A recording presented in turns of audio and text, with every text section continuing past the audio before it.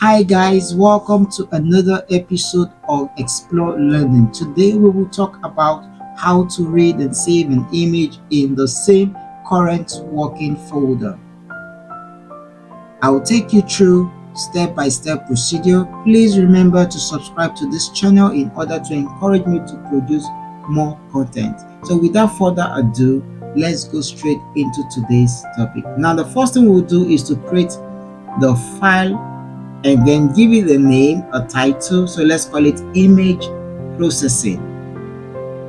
That's going to be unique, and then we save it. The first thing I would like to do is to create a title or a topic for the script so that you can know exactly what we're doing. So we'll say read and save an image.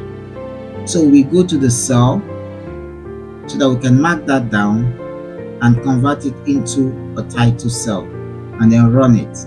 Good. So the first thing we'll do, we'll import the library. So the library we're going to be importing is going to be OpenCV library. So we're going to type import CV2. Alright, so the next thing, we're going to create a new cell, and then this cell we're going to read the image. So let's put a tag, read the image. So we're going to use the variable img equal to CV2 imread. Open and close the bracket. Now don't forget to put the arrow and the quote. The arrow is nothing but a raw string that inverts the backward slash. So let's go straight to where we have the data set, and then we're going to be using the card data set. Take note of the extension JPG. So copy the link and then let's paste it in our Jupyter notebook. So let's paste it here. Good. The next thing you're going to do, don't forget to include the name of the car we want to read, car1.jpg. So that is the extension. Right, so let's create a new cell. This cell is to save the image in the current working folder. So save the image is the tag.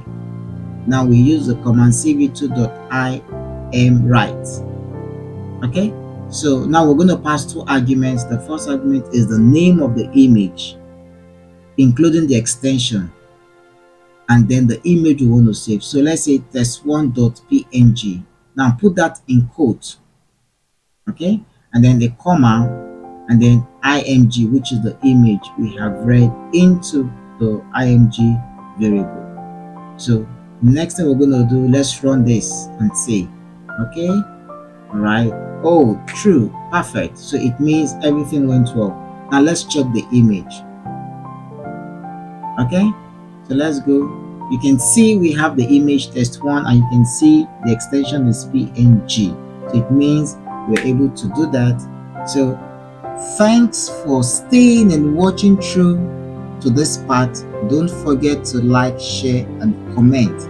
Also click on the notification bell so as to get notification each time a new video is uploaded. Also, I will include the GitHub link to this video in the description below. Thanks and goodbye.